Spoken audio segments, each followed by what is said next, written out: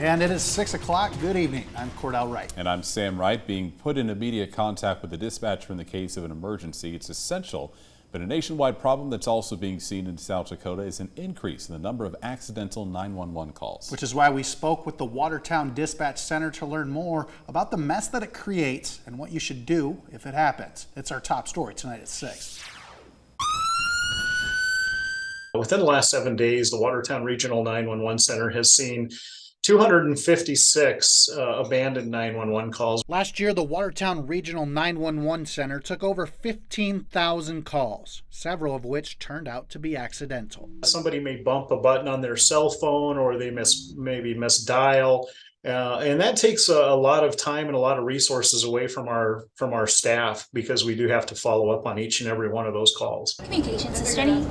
If a 911 call is made and the line is left open but no one is there, the dispatcher is trained to listen for background noise that could provide cues as to what is going on.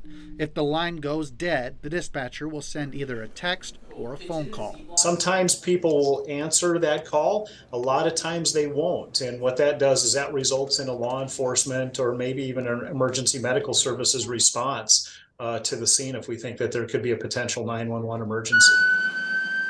Another way that an accidental 911 call can be made is the fall detection setting that's available on most devices, which is why there's an influx in the number of these calls during the summer as people engage in more physical activity.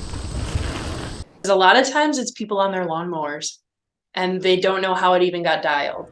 And I usually inform them it could be a fall detection or the SOS button or the screen was unlocked. But more often than not, it's the fall detection that people usually forget about, because if it's just a little bit of jostling, it'll set that off. There is a way to turn the setting for fall detection off on most devices, but Van Dusen doesn't recommend doing that. Instead, he just asks that you stay on the line. Engage the dispatcher in communication. Tell them your name, your location when they ask you the question. Answer their questions, and the call will be short and sweet. You're talking about 20 to 30 seconds for them to make sure that there's no problem.